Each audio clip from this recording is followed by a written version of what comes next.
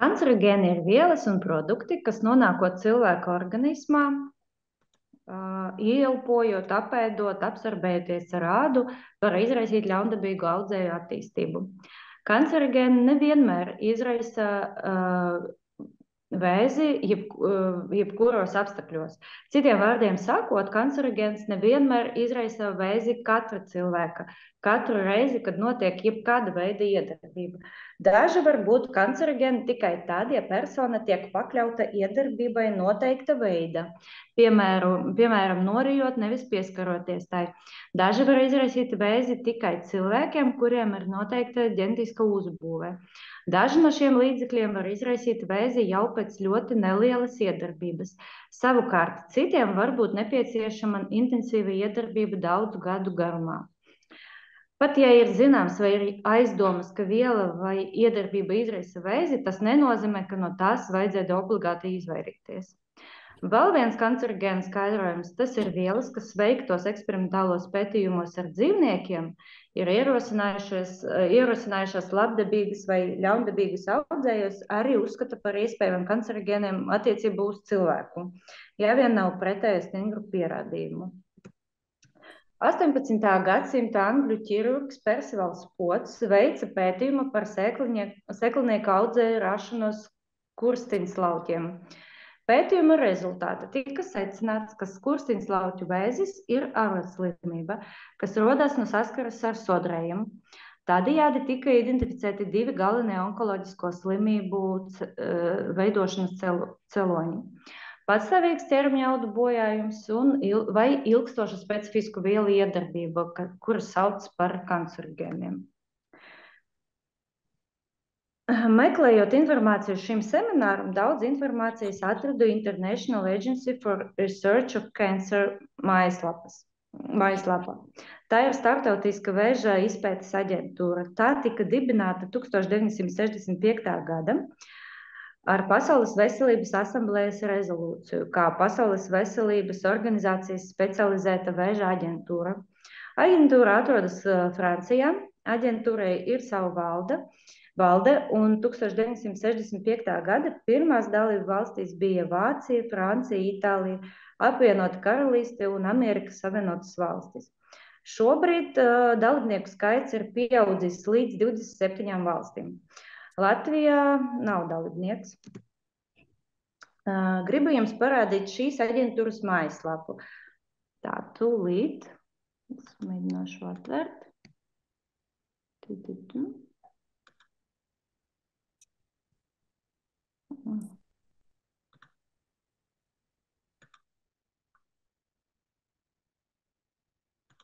Redzat mājaslapu? Jā. Ir, jā? Ļoti labi. Tad, ja jums ir interese par onkoloģijas slimībām, par tām rašanām, tad lūdzu apmeklēt šo mājaslapu. Te ļoti daudz informācijas un ļoti daudz ko interesantu var palasīt. Es atradu vienu interesantu plakātu, ko es gribēju tieši jums rādīt.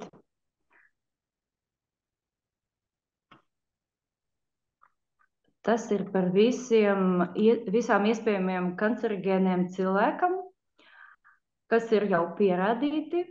Un, teiksim, tur var izvēlēties valodu. Es izvēlējos angļu valodu, tūlīt samazināšu, tad varēs paskatīties, kā izskatās. Kur šis ir cilvēks. Un, teiksim, mēs varam paskatīties jebkuru cilvēku organu un tās toksiskas vielas, kas varētu izraisīt tām organam vēzi. Nu, teiksim, paskatīsimies saknas. Rekur liver. Un tad mēs redzam aflatoksīni, alkohols, estrogēni, progesteroni, tie hormoni, hepatīti un tā tālāk. Un, teiksim, tobacco smoking un tā tālāk, teiksim, stomašs, tas ir kuņģis, arī var paskatīties, kas ko izraisa. Līdz ar to, ja ir interese, tad lūdzu varat ieiet tajā mājaslapā un apskatīties arī visu šo interesantu informāciju. Tālāk atgriezīsimies pie prezentācijas tūlīt. Ir prezentācija tagad? Jā. Ir prezentācija, ja? Tā kā lūdzu, ja ir interesi, tad apmeklēt šo mājaslapu. 1971. gada Startautiskā vēža izpētes aģentūra uzsaka programmu, lai sagatavotu monogrāfiju par ķimisko vielu kancerogēnu risku cilvēkiem. Monogrāfiju mērķis bija kritiski pārbaudīt dažādas ķimiskas vielas attiecībā uz kancerogēnitāti. Gadu gaitā medicīnisko pētījumu rezultāti izveidots saraksts ar bīstamajām vielām, kas var izraisīt cilvēku saslimšanu ar onkoloģijas slimībām. Te jūs varat redzēt to klasifikāciju. Pie pirmas grupas pieskaitāmas vielas, kuras noteikti ir kancerogēni, pie 2A un 2B grupas vielas, kas var būt kancerogēni. Tā kā zināmo kancerogēno saraksts arvien pieaug, vislabāk pieņemt, ka visas ķimiskas vielas ir potenciāli bīstamas un uzturēties pret tām ar atbilstošu piesardzību. Tad sāksim ar pirmo kancerogēnu, tas ir alkohols. Ko es vēl gribēju pateikt atvainojos, par tiem sarakstiem. Tur tiešām liels vielu skaits. Un tajos sarakstos arī iekļautas bieži lietotas zāles, jo, protams, mēs visi zinām, ka zāles ir ķīmija un īpaši daži hormoni, ko lieto arī vēža ārstēšanai. Piemēram, tamoksifēns palielina noteiktu dzemdes vēža veida risku, bet tas var būt ļoti noderīgs dažu krūts vēža ārstēšana, kas dažām sievietēm var būt svarīgāks. Ja jums rodas jautājumi par zālēm, kas ir iekļautas kādu no šiem sarakstiem, noteikti jautājiet savām ārstām. Un Startautiskā vēža izpētes aģentūra ir galvenā aģentūra, kas novērtē un klasificē vielas kā kancerogēni, un aģentūra aicina daudz nozaru zinātniskas komandas pārskatīt un klasificēt kancerogēnu. Un tagad sāksim pie paša pirmā. Pieskaitāms pie pirmas grupas kancerogēns alkohols. Ir zināms, ka alkoholisko dzērienu lietošana cilvēkiem ir kancerogēna, pamatojoties uz pietiekamiem kancerogēnitātes pierādījumiem, kas iegūti pētījumos tieši ar cilvēkiem. Pētījumi liecina, ka risks saslimst ar vēzi lietojot alkoholiskos dzērienus ir visizteiktāk smēķētāju vidu. Alkoholisko dzērienu patēriņš izraisa mutes, rīkles, balsenes, barības vada vēzi. Kā arī ir jāzina, ka palielinoties patēriņam, palielinās onkoloģijas risks. Pierādījumi apstiprina arī vājāku, bet iespējams cēloņu sakarību starp alkoholisko dzērienu, patēriņu un aknu un krūts vēzi. Aptuveni 6% vēža gadījumu var būt saistīti ar alkoholu lietošanu. Amerikas vēža biedrība iesaka vislabāk izvairīties no alkohola. Cilvēkiem, kuri lieto alkoholu, vajadzētu ierobežot to uzņemšanu līdz ne vairāk, kā 2 dzērieni viena diena vīriešiem un 1 dzēriens diena sievietēm. Te uz bildēs var paskatīties, kas ir viena deva. Piemēram, tā ir viena vīna glāze, 100 ml. Pat man liekas, pilna vīna glāze būs 150 ml, bet te iet runa tikai par 100 ml. Tabaka un smēķēšana. Pirmais paziņojums par smēķēšanu un veselību bija Amerikas Savienotas valstis 1964. gada, kur tika paziņots, ka cigarešu smēķēšana izraisa plaušu vēzi. Papildus plaušu vēzim smēķēšana palielina daudzu citu vēža veida risku. Mūtes dobuma, rīkles, balsenes, barības vada, aizkuņģa dziedzera, dzemdes un dzemdes kakla, nieru, uriņu pūšļa, kuņģa, taisna zarnu un aknu vēzi. Runājot par ūdenspīpi, daudzi cilvēki uzskata, ka ūdenspīpes smēķēšana ir mazāk kaitīgāka nekā cigaretes. Ir zināms, ka tā palielina plaušu, mutes un barības vada vēža risku, kā arī ar vēzi nesaistītam elpceļu slimību risku. jo tabaka bieži tā ir aromatizēta un dūmi tiek izlaisti caur ūdens. Un šīs process atdzesē dūmus un ļauj mums to dziļāk ieelpot. It īpaši ūdenspīpas lietošana bieži notiek jauniešu vidū, bāros vai klubos. Par e-cigaretēm. E-cigarešu lietošanas rādītais kaitījums jauniešiem ietver ne tikai nikotīna kaitīgu ietekmi, bet arī plaušu un elpceļu iedarbību uz potenciāli toksiskiem šķidrinātājiem un aromatizētājiem. Strauji augošais e-cigarešu lietošanas līmenis skaidri liecina, ka daudzi ir atkarīgi no nikotīna, un viņiem būs grūti pārtraukt visu tabakas izstrādājumu lietošanu. Tās ierīces ir piepildītas ar šķidrumu, kas parasti satur nikotīnu, propilenglikolu un vai augu glicerīnu un aromatizētāju. E-cigarešu lietošanas ilgtermiņa riski nav pilnībā zināmi, taču uzkrājas pierādījumi, ka e-cigarešu lietošanai ir negatīva ietekme uz sirds un asinsvadu sistēmu un plaušām. Bezduma tabaka. Tas ir tādi produkti, kā košļējuma tabaka, mītra, šņaucama tabaka, snus un dažādas citi tabaku veidi, kuri netiek smēķēti. Šie produkti var izraisīt mutes, barības vadu un aizkuņģa dziedzera vēzi, kā arī mutes dobuma pirmsvēža bojājumus. Tagad pievērsīsimies citām starojuma veidām, saules stariem. Saule ir dzīvības avots uz Zemes, un miljoniem cilvēku brūnais iedegums jau sen tiek uzskatīts par veselības pazīmi. Saules stari ir spēcīgs dažādu starojumu avots, starp kuriem svarīga loma ir ultravioletajam starojumam. Mazas devas ultravioletais starojums cilvēku organismam ir nepieciešams, bet lielas devas var izraisīt nopietnas slimības un pat izraisīt onkoloģijas saslimšanas. Ir uzkrāti simtiem novērojumi, kas liecina, ka saules starojums var izraisīt ādas vēzi cilvēkiem. Var uzskatīt, ka sakarība starp ādas vēža izplatību un saules gaismas iedarbības intensitāti un ilgumu ir noteikta.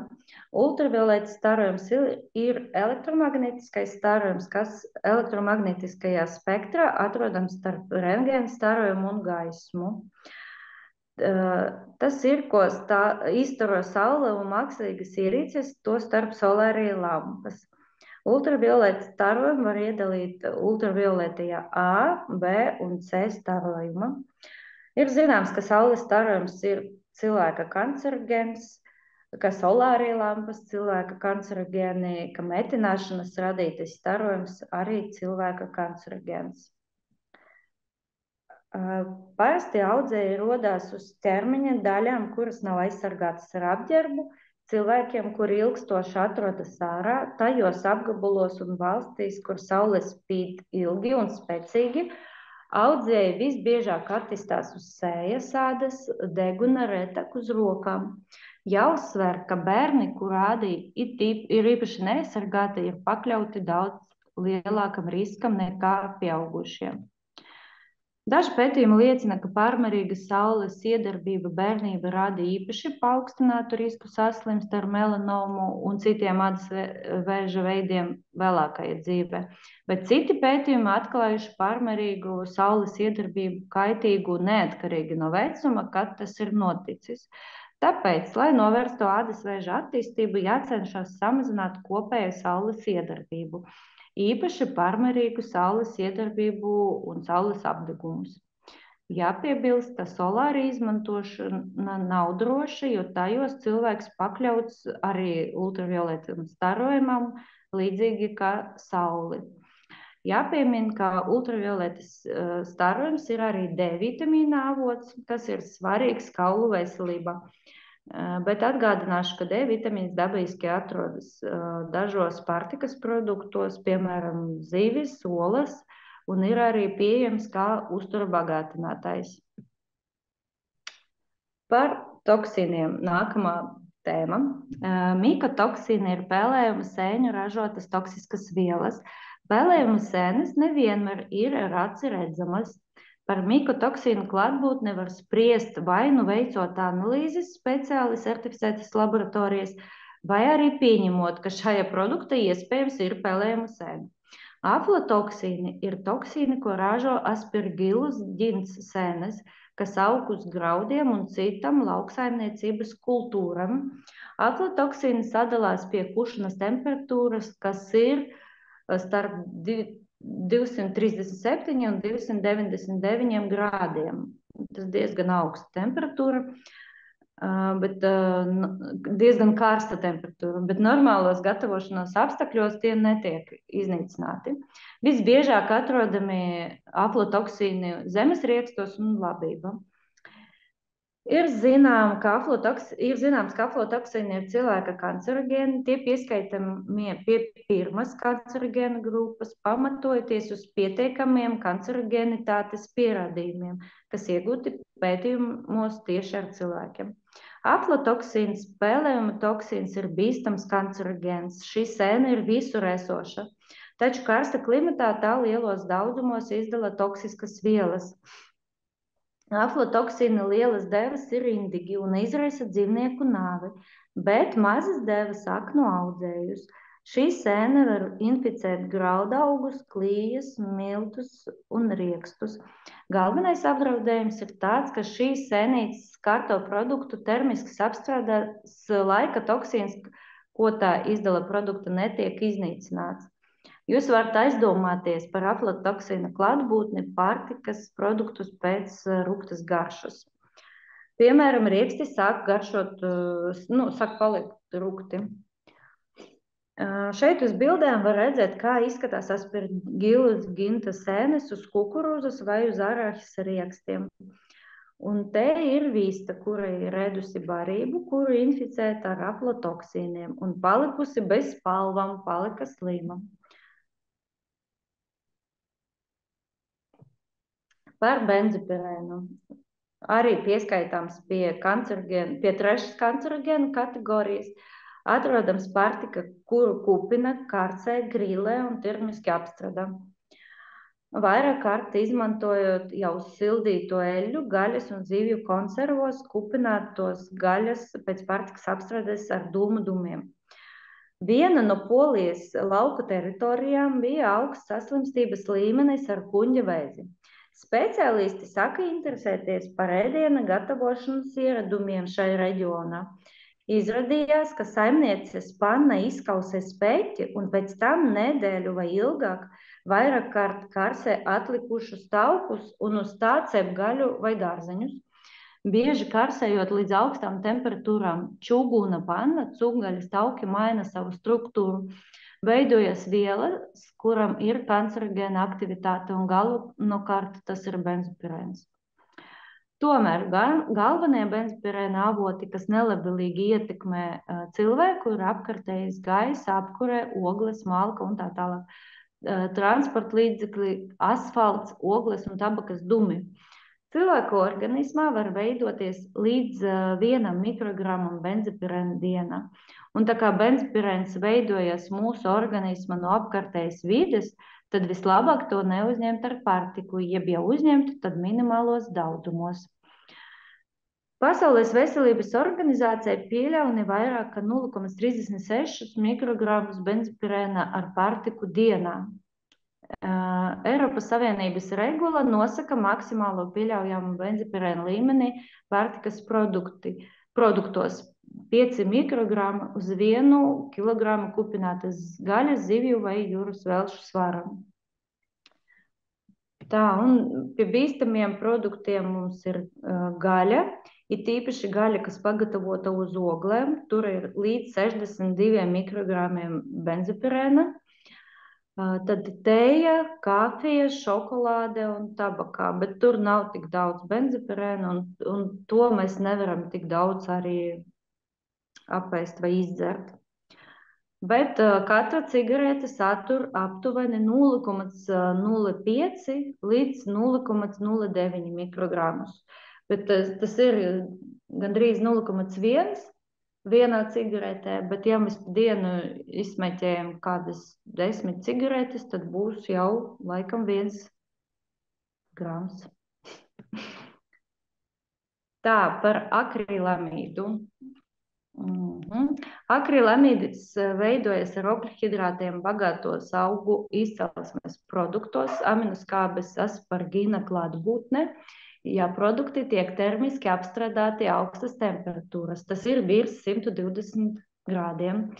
Vide ar zemu mitrumu, īpaši pārtikas cepšanas laikā. Akrilamīda avoti biežākie tie ir kartupeļi un to izstrādājumi, čipši, kartupeļu frī vai cepti cepeškrāsni kartupeļi, kafija vai cigoriņu dzēriens un miltu izstrādājumi, bulciņas, grauziņas, sausiņi, cepumi, pat arī musli un brokastu pārslas. Padomi, kā samazināt akrilamīda patēriņu. Par kartupeļiem. Tāds interesants ieteikums, nevajag turēt kartupeļus leduskapī, jo, ja kartupeļi pirms tam atrodas augstajā temperatūrā leduskapī, tad cepot izdalīsies vairāk akrilamīda. Un otrs ieteikums attiecībā uz kartupeļiem, pirms gatavošanas izmercējiet tos ūdenī. Un gatavojot kartupeļus frī, temperatūrai nevajadzētu pārsniegt 170 grādi. Cepot kartupeļus krāsnī, maksimālais temperatūra 220 grādi. Un arī obligāti jāskatās, lai tie kartupeļi būtu dzelteni, nevis brūni un tumši brūni. Un kas vēl attiecībā, kaut ko vēl gribēju teikt, labi aizmirsu. Un maizei, smalkmaizītēm un kūkam vajadzētu dažādot miltu izvēli, jo visvairāk akrilamīdi veidojas miltu izstrādājumos no rudzu un auzu kviešu un kukurūzu miltiem, vismazāk akrilamīds veidojas no rīsu miltiem. Tas nozīmē, ka labāk tad varbūt dažādot tos miltus, lai akrilamīds mazāk veidotos. Mazāk akrilamīda būs stipri grauzēta kafija. Tas arī interesanti tāds ieteikums. Un arī pie kafijas glabāšanas akrilamīds samazinās. Vēl ko gribēju teikt par kartupeļiem. Ja kartupeļi ir varīti, tad tur akrilamīds nav. Tagad par bisfenolu A. Tā ir rūpnieciska ķimiska viela, ko izmanto kopš 1960. gada daudzu cietu plasmāsu pudeļu ražošana. Lūdzu, pārbaudiet un pārliecinieties, ka jūsu ūdens pudelē ir ražota bez bisfenola A, jo jaunāka pētījumi liecina, ka bisfenols A var traucēt dažu hormonu darbību, kā arī izraisā imunoloģisko un kancerogēnu iedarbību. Mazas koncentrācijas šī viela nav kaitīga. Tāpēc 2010. gada novembrī Pasaules veselības organizācija atzina bisfenolu A par drošu. Tomēr lielos daudzumos, kā arī sildot, tam var būt kancerogēna iedarbība. Padomi, kā var samazināt bisfenolu A iedarbību. Jūs varat pārbaudīt savu plasmasas pudeli vai konteineru. Apakšā ir norādīts pārstrādes kods. Dažas, bet ne visas plasmasas, kas marķētas ar otrreizējas pārstrādes kodu 36 vai 7, var būt izgatavoti no bisfenolu A. Un šai bildē jūs varat redzēt, kā izskatās šie kodi. Ja jūsu pudelē vai konteinerim kods ir 36 vai 7, tad iespējams tie satur bisfenolu A. Padomi, kā izvairīties, kā samazināt to iedarbību, tomēr, ja jūsu pudelē vai pārtikas konteinerim ir bisfenols A sastāvā, tad izvairieties no karstu vai verdošu šķidrumu vai pārtiku ievietošanu šos traukos. Bisfenola A līmenis pārtika paaugstinās, kad konteineri ar pārtiku tiek uzkarsēti. Un neizmantojiet pudeles vai konteinerus ar skrāpējumiem vai bojājumiem, jo, ja pudelē satur bisfenolu A, tad bisfenolu A var izdalīties šķidrumā. Tātad par pārējiem virtuves piedarumiem, jo ne tikai iepakojums, kas tiek ražots no plasmasas, bet arī tādi virtuves piedarumi kā pannas un katli ēdiena gatavošanai var saturēt bīstamas ķimiskas vielas, kuras var izšķīst pārtika, it īpaši nonākot saskarē ar karstu ēdienu. Nepiedegošais pārklājums ir kā labs, jo viņš ļauj mums samazināt eļļas izmantošanu ēdienu gatavošanā. Visērtākā un praktiskākā nepiedegoša teflona panna satur plasmasu savā pārklājumā un iespējams arī citas bīstamas vielas. Tagad gribu jums pastāstīt par dažāda veida trauku pārklājumiem. Runāšu par teflonu, keramiku, marmoru, titānu, dimantu, granītu, nerusējušo teraudu, alumīniju, čugunu un varu traukiem. Sākumā par teflonu.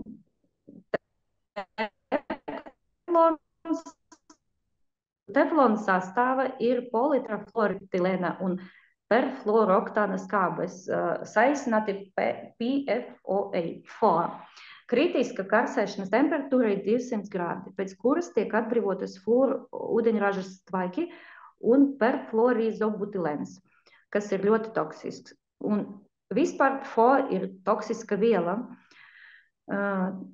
Teflona panna augsta temperatūra izdalās ļoti toksiskas gāzes un ir veikti pētījumi, kas pierāda, ka tās izraisa vēzi, aknu bojājumus, iedzimtas patoloģijas un aptaukošanos. Tika noslēgta vienošanās par pakāpenisko skābes izņemšanu no ražošanas līdz 2015. gadam. Eiropas Savienība PFOA ir juridiski klasificēta kā kancerogēna un toksiska. PFOA ir visvairāk pētīta bīstama viela, un pašlaik uz lielākas daļas pannu ir norādīts, ka tās nesatur PFOA. Tomēr iespējams pārklājumos ir arī daudzas citas nevēlamas vielas, jo, kā es jau teicu, PFOA izņem no ražošanas tikai 2015. gada. Tagad pagaidi pat ne 10 gadi, bet mazāk, kad PFOA neizmanto, bet izmanto droši vien kaut kādas citas vielas, un varbūt par tiem pagaidām nav nekādi pētījumi. Līdz ar to uzmanieties no teflona pannam. Varbūt arī tieši no mehaniski bojātiem, jo, ja vairāk panna ir bojāta, jo vairāk varētu tas bīstamas vielas ienākt ēdienam. Jāpievērš tām uzmanībā. Tad nākamais ir marmora pārklājums. Arī nav drošs lietošanai, jo tas ir tas pats teflons, kuram tika pievienot marmoras skaidrs vai akmens daļas lielākai izturībai. Tāpēc marmora pannam ir garākais kalpošanas laiks nekā teflona pannam. Par citiem pārklājumiem titāns videi draudzīgs, nekaitīgs, izturīgs pret jebkuru mehānisko ietekmi, vienmērīgi un ātri uzsildās, ideāli piemērots gan sepšanai, gan sautēšanai. Dimants droša uzsildīšanas temperatūrai līdz 320 grādiem, arī diezgan labs pārklājums. Granīts nav izturīgs, ātri kļūst planāks, ir droši, kad ir nebojāts. Tas attiecas laikam uz visiem pārklājumiem. Tālāk ir keramikas pārklājums. Keramikas pārklājums tas nanokompozīts polimers ar smilšu nanodaliņām. Neizdala kaitīgas vielas, karsēšanas temperatūra līdz 450 grādiem. Ātri un vienmērīgi uzsils, bet baidās no temperatūras svārstībām. Keramikas trauki viegli kopjami. Tajā pašā laikā jāņem vērā, ka keramiskos materiālus glāzē vai pārklāj ar emaļu, lai pasargātu to no skramvam bojājumiem, kā arī lai piešķirtu krāsu. Nav izturīgs pret skrāpējumiem bojājumiem, bet izturīgāks nekā teflons. Zem keramikas ir svins un kadmijs. Svins negatīvi ietekmē nervu sistēmas attīstību bērniem un pusaudžiem, kavējot intelektuālo attīstību un rādot kognitīvus traucējumus. Svins uzkrājās saknes, nieres, aizkuņģa dziedzeri, plaušās, kaulos un ārkārtīgi lēni tiek izvadīts no organisma. Svins negatīvi ietekmē asinsrādes un reproduktīvo sistēmu, veicina asinsspiediena paaugstināšanos un nieru bojājumos. Pasaules veselības organizācija norāda, ka nav noteikta minimāla droša svina deva. Arī kadmijam piemīt toksiska iedarbība uz nierēm, kauliem, elpošanas organiem, kā arī tas ir kancerogēns. Droši lietot traukos no 100%. keramikas, pirms pirkšanas pārliecinieties par to. Nerasējušā terauda trauki ir cieti un izturīgi. Ja tie ir zemākas kvalitātes, tad gatavošanas laikā ēdieni var nonākt arī hroms un niķelis. Tomēr jāuzsver, ka visumā kvalitatīvi nerasējušā terauda trauki uzskatāmi par vieniem no visdrošākajiem, ievērojot atbilstošus lietošanas noteikumus. Skābi un salīti produkti rēģē ar nerasējušo teraudu. Ēdiena nonāk nevēlamas vielas. Tātad šādos traukos ēdienu nevajadzētu glabāt. Tas jāpārliek, piemēram, stikla traukam. Ārējā apakšējā malā jābūt marķējumam 18/10. Tādi trauki ir nekaitīgi, izturīgi, nebaidās no nažiem un dakšām, viegli tīrāmi, bet grūti pagatavot pārtiku, jo nerasējušam teraudam nepiemīt nepiediegošas īpašības. Bet, teiksim, sautēt vai varīt šādos traukos ir vienkārši. Man pašai mājās ir šādi katli, ko es te šeit ieliku bildē, un tiešām apakšā ir šis marķējums 18/10. Bet man arī ir citas firmas katli no nerasējušā terauda. Tur tā marķējuma nav. Līdz ar to obligāti jāpaskatās pirms pirkšanas, lai tas ir marķējums. Par čugunu traukiem. Čuguns ir dzels un oglekļa sakausējums, kas parasti satur līdz 4,3% oglekļa.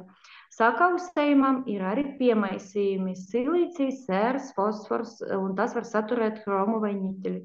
Čuguns ir samēra porains metāls.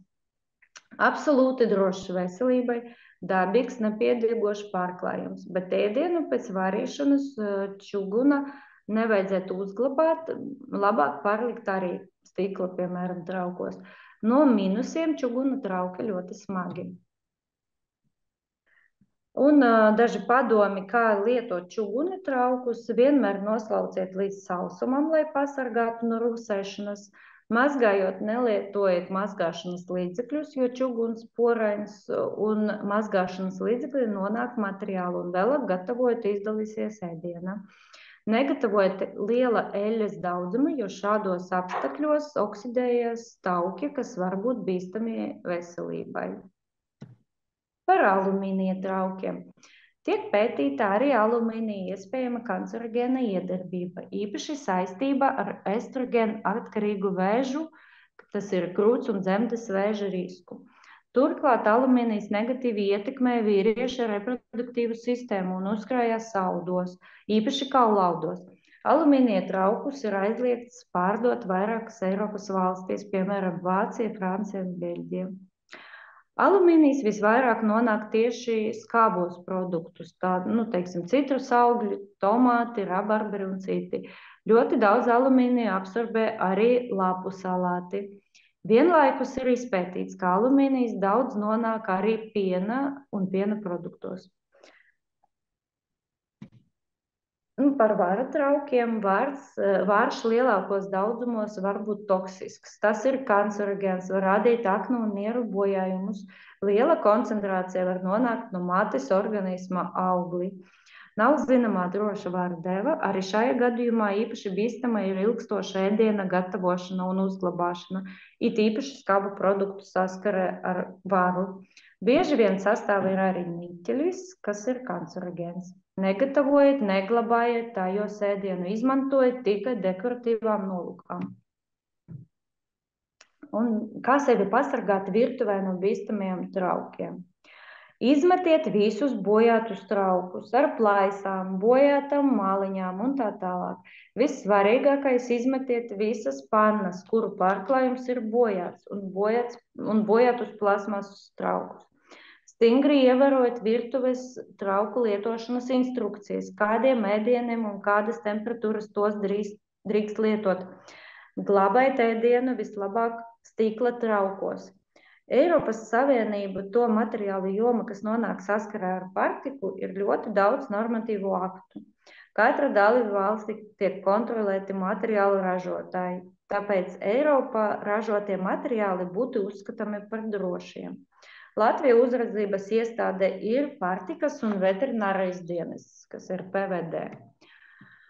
Tagad nedaudz gribu parunāt par kosmētiku, tieši par pretsviedru dezodorantiem, kuru sastāvā ir alumīnijs, bet tas ir alumīnija chlorhidrāts vai alumīnija cirkonijs.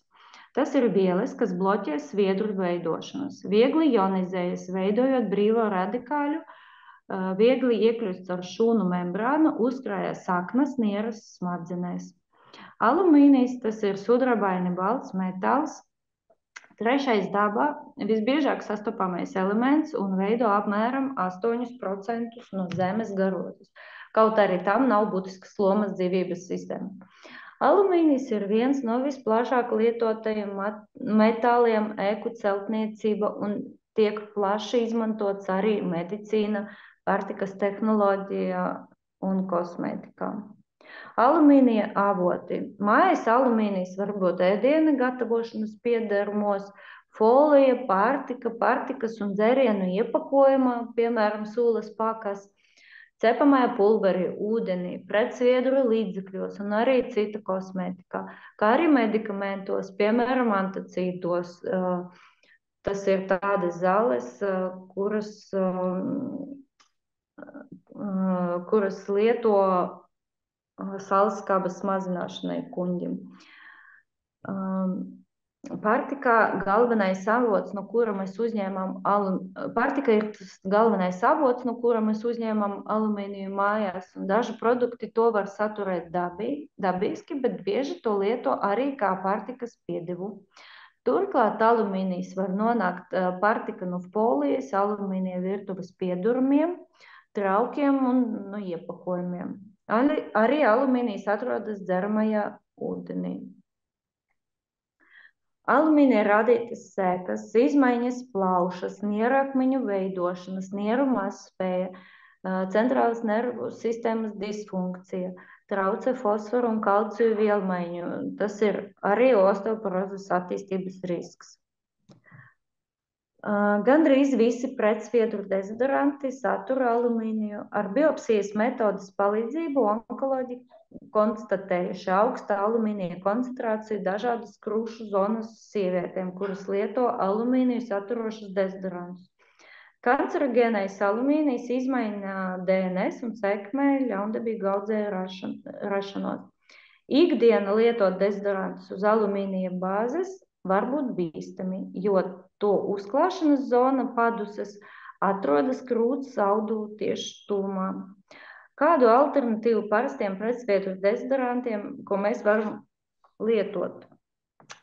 Piemēram, kalnu kristālu dezodorantu, kas atšķirība no antiperspirantu lietojums uz mītras ādas. Tā kā tas nenosprost to sviedru dziedzeru svīšana nemazinās, taču kāvēs baktēriju vairošanas un neļaus rasties nepatīkamai smakai. Arī dabiski sastāv dezodoranti, kas satur augu, alkoholu un eteriskas eļas. Un paduses un pēdas reizēm iesaka ierivēt ar citronu, jo citronskāba izmaina ādas pH un neļauj vairoties nevēlamiem mikroorganismiem, taču var sakairināt ādu. Vai arī var vispār neizmantot dezodorantus, jo tiešām, ja izvēlēs veselīgu uzturu un dzīvesveidu, sviedri vairs tik stipri nesmirt un nav nepieciešamības pie dezodoranta ikdienas lietošanai. Eksperti uzskata, ka kancerogēnēze cilvēka organisma notiek pastāvīgi un to var kontrolēt. Sakarā ar to, ka ļaundabīgas šūnas mums ir svešas, imūnsistēma tas ātri atpazīst un veiksmīgi iznīcina. Tādējādi stiprinot savu imunitātu var veiksmīgi pretoties ne tikai kancerogēna kaitīgai iedarbībai, bet arī vēzim. Pierādījums tām ir kliniski novērojami pacientiem ar novājinātas imūnsistēmas pazīmēm, kuriem ļaundabīgi audzēji rodas daudz reizes biežāk nekā cilvēkiem ar spēcīgu imunitāti. Tā pašā laikā jau izveidotajām audzējām ir izteikta imunsupresīva iedarbība. Nomācot ķermeņa dabisko pretestību, tās brīvi aug. Runājot par pašiem kancerogēniem, nav iespējams par 100% izvairīties no to ietekmēs.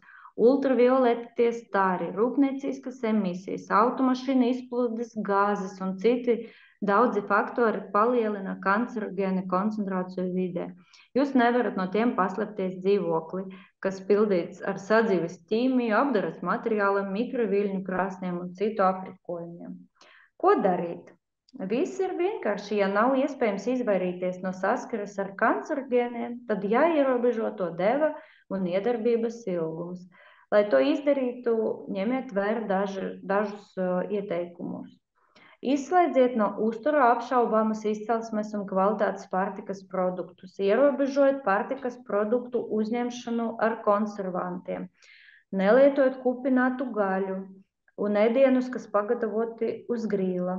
Nepargatavojiet gaļu, zivis un citus ēdienus, kā arī regulāri mainiet eļļu cepšanai.